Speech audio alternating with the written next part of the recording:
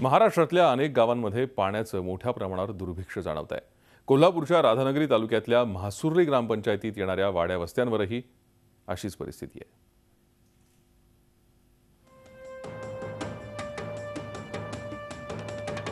राधानगरी तालुक्यातल्या धामणी खोऱ्यातलं झपाची वाडी गावात 40हून अधिक उमरे आहेत, पण त्यांच्यासाठी आवश्यक असणारी पाणी पुरवठा योजनाच कार्यान्वित नाही।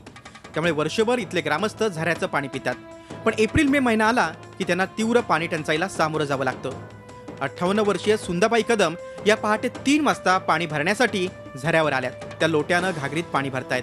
2 घागरी पाण्यासाठी 20 मिनिटं लागतात। आज ना उद्या गावाचा, आपल्या वाडीचा पाणी प्रश्न सुटेल अशी अपेक्षा त्या बाळगून आहेत, पण पाणी प्रश्न काही सुटत नाहीये। पाणी नाहीच की 40 वर्ष पाणी नाही। बसायचं तर उपाशी द्याडभर 2 घागरीला, आणि डोपरं दुखत्यात वर चढताना म्हातारी माणसाला जातंय पाणी। मग दवाखान्यात गेलं तरी पैसा मिळेना, उसताट नाही, काय नाही, मग काय करायचं। सुंदाबाई कदम सारख्या गावातल्या सगळ्याच महिला पाणी भरण्यासाठी अशा प्रकारे झऱ्यावर जीव मुठीत घेऊन येतात। झऱ्याचं पाणीही गढूळ असल्यानं त्यांच्या आरोग्याचा प्रश्नही निर्माण होतोय। ढोराला, गुराला, माणसाला असा वनवस कुठनं तरी शिपीवर पाणी आणायचं। माणसं जगवायची का ढोरं जगवायची का माणसाला आंघोळ करायची, हे आता तुमचं तुम्ही आपलं बघा। सकाळचं 5ला आलं की 12-1ला 2 घागरी भरून जायचं।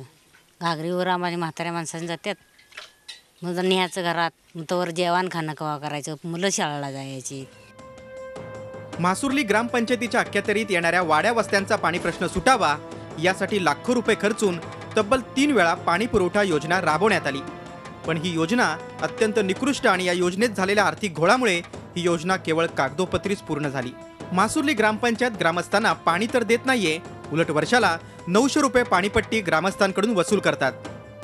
नळ योजना पाणी असून आम्हाला पाणी पुरवठा होत नाही आणि 900 रुपये पाणपट्टी घेतात।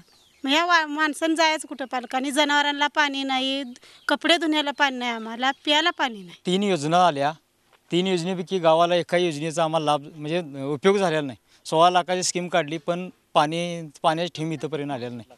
पावसाळ्यापुरतं फक्त पाणी 2-3 महिने येतंय, 4 महिने इथं अशी वणवण करायला लागते। इथं 24 तास जरी या झऱ्यावर आलं तरी तुम्हाला माणसं भेटणार आहेत। आश्वासन देतात चिकारजण आणि बोलतात अशी इथे येऊन चिकारजण तेवढ्यापुरतं मतदान मागून गोड बोलून घेतात। मागं का बघितलं येऊन हे रात दिवस बायकांची झडती, कंची मानव पडती, कंचीचा पाय मोडतोय, कंची भांडी फुडती आणि 2ला येतात। इथं भ्या बी धावते अडचणीच्यामुळं, कोणतरी ह्यातनं दिसत नाही काय माणसाला आबूट, आणि काहीच सोय नाही इथं पाण्याची। झऱ्यावरचं पाणी भरत असताना अनेक महिला पाय घसरून पडल्यात। अनेकांच्या पायाला, कमरेला दुखापत देखील झाली। या गावातील महिलांना पाणी भरण्यातून वेळ मिळत नाही, त्यामुळे त्या रोजगाराला देखील जाऊ शकत नाहीत। अशी ही परिस्थिती वर्षानुवर्ष गावात पाहायला मिळते, पण या ग्रामस्थांची पाण्यासाठी सुरू असलेली वणवण थांबावी यासाठी कुणीच प्रामाणिकपणे प्रयत्न करताना दिसत नाही।